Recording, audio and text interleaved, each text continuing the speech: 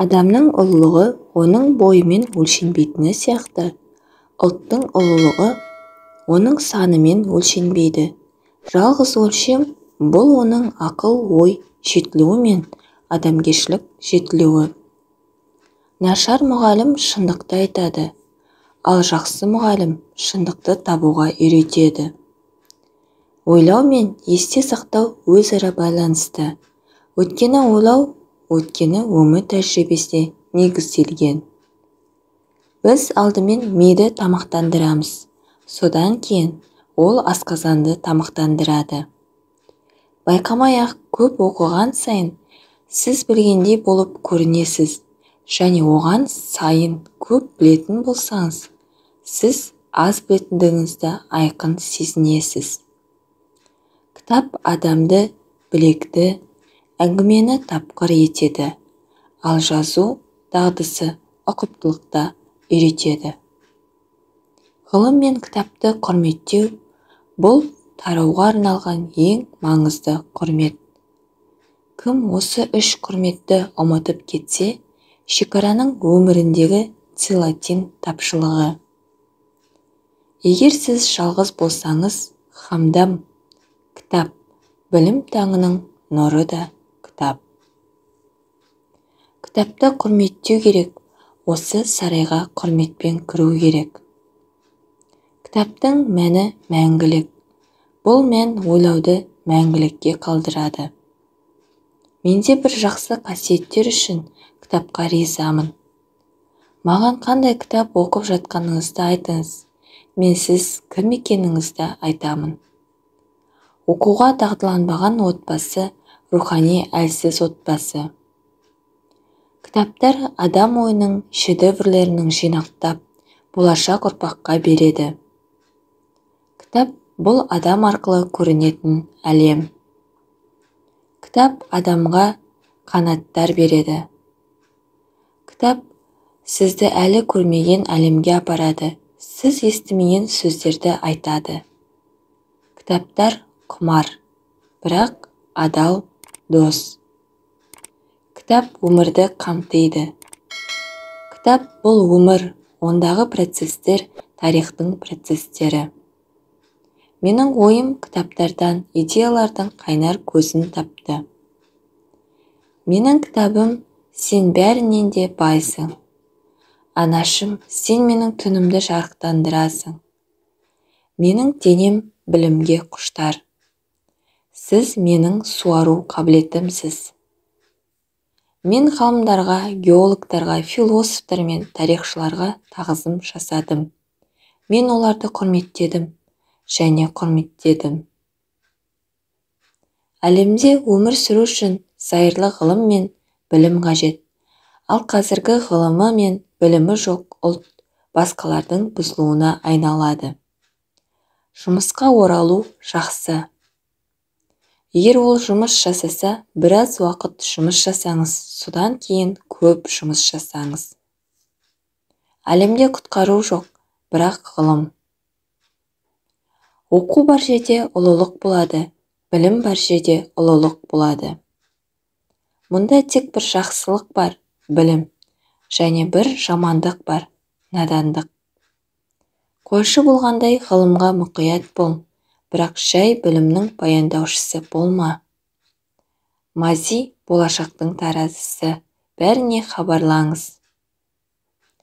Уақыт баспалдағы шексіз, ал кейінгі ұрпақ тек баспалдаққа көтеріледі. Жинақталған тәжірибе келесі ұрпаққа беріледі. Онда әр ұрпақ өзін дамытып байытады. Өркениет деген не? Бұл адам жасаған әр қадамында үнемі ашатын жаңалықтар. Прогресс сөзі осыдан шыққан. Әділдіктің бір күні 100 күн сауығы, дұғадан гөрі жақсы. Дарынды адамға білім бермеу қатыгездік, ал мүгедекті тәрбиелеу өкініш. Оған біліміңді жоғалтпа, оған біліміңді жоғалтпа.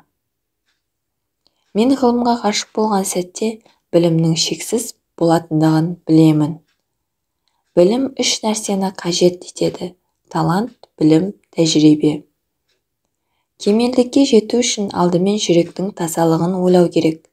Жүректің тазалығына жүрек шындықты іздеп, рух ағартуды іздегенде ғана қол жеткізіледі.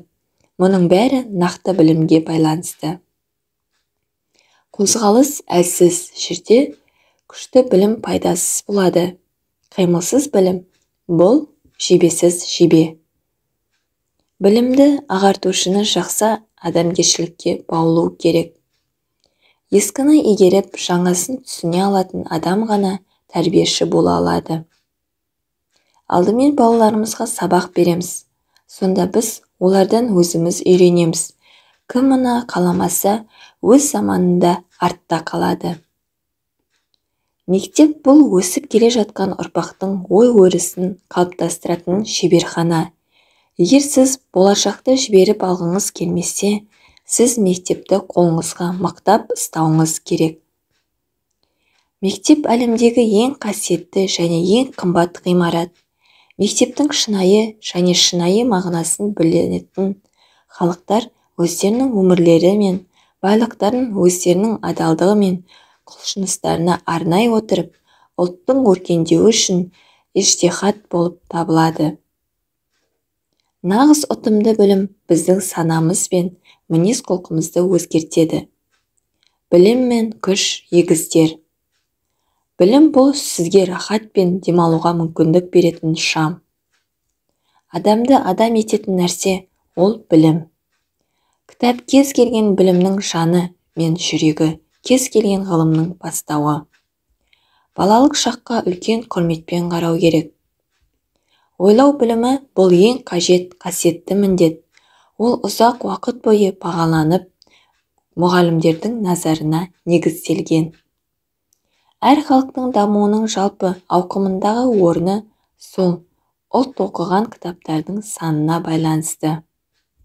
Егер сіздің мақсатыңыз болмаса, сіз ештеңе жасай алмайсыз. Егер үлкен мақсатыңыз болмаса, үлкен жұмыс жасай алмайсыз. Ұлы ақыл ойлар өздеріне мақсат қояды, ал қалған адамдар өздерінің қалауымен жүреді. Өмір жолындағы бірінші мәселе мектеп мәселесі. Ғылым көп нәрсені, ал мамандық көп нәрсені әкеледі. Зұлымдық бұл барлық кемшіліктер жиынтығы. Әлемнің істерін саясатсыз реттеу мүмкін емес. Егер білім мен жаза туралы заң болса, елдің ісі бұзылады. Барлық қабілеттердің шыңы ой. Білім өкілдеріне ренжімеңіз, өйткені білім бұл қазына. Оны қаншалықты көп пайдалансаңыз да, байлықтан айырмашылығы ол көбейеді. Танымның жалғыз жолы белсенділік. Мәдени қоғамдастық болады.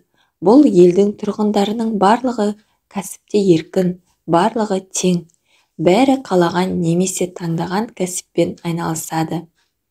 Адамдар нағыз еркін болады. Платонға сұрақ қойылды. Үйрету орманға дейін құрметті және құрметті бола ма? Ол жауап береді. Білімсіздік кемшілік болып саналмайынша. Адамдар оқуды тоқтатқан сайын, ойлануды да тоқтатады. Орташа адам уақыты тез өткізгісі келеді, ал талантты адамдар оны пайдалана алады. Кез келген қиын жұмысты ақылдылар түзейді. Бұл адамның құндылығы емес, адамның құндылығы бұл ғылым мен мамандық. Адам балалық шақтан өмірге ізгілік пен сұлулықтың тамырларынсыз енбеуі керек, ал ұрпақтарға ізгілік пен сұлулықтың бұтақтарынсыз жіберуге болмайды. Наннан кейінгі адамдар үшін ең бастысы мектеп.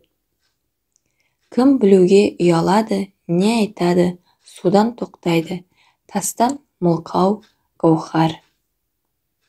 Тәрбие жұмысында өзін-өзі жетілдіру процесіне ерекше орын берілуі керек. Адамзат тәуелсіз оқудың арқасында ғана дамиды. Кім сауданы дана, ал ақылсыздар байлықты күш деп біледі. Алтын мен күмісі жоқ адам кедей емес, бірақ санасы мен кәсібі жоқ адам кедей. Қолөнер. Еңбек оның денесіне еніп кету үшін оқушыны жұмыс істеуге үйретіңіз. Оны тек жұмысты сүюді ғана емес, онымен үйлесімді болуды үйреніңіз және өздігінен ештеңе білмеу мүмкін еместігін үйретіңіз. Үйлесімсіз деп саналсын. Прогресс бұл кездейсоқтық емес, қажеттілік. Кез келген адамды не істегеніне қарай бағалау керек. Сабақ пен тәрбиенің айырмашылығы аз болғанымен, екеуі бір-бірінен ажырамас. Біреудің денесі жанымен байытылған денеге ұқсайды.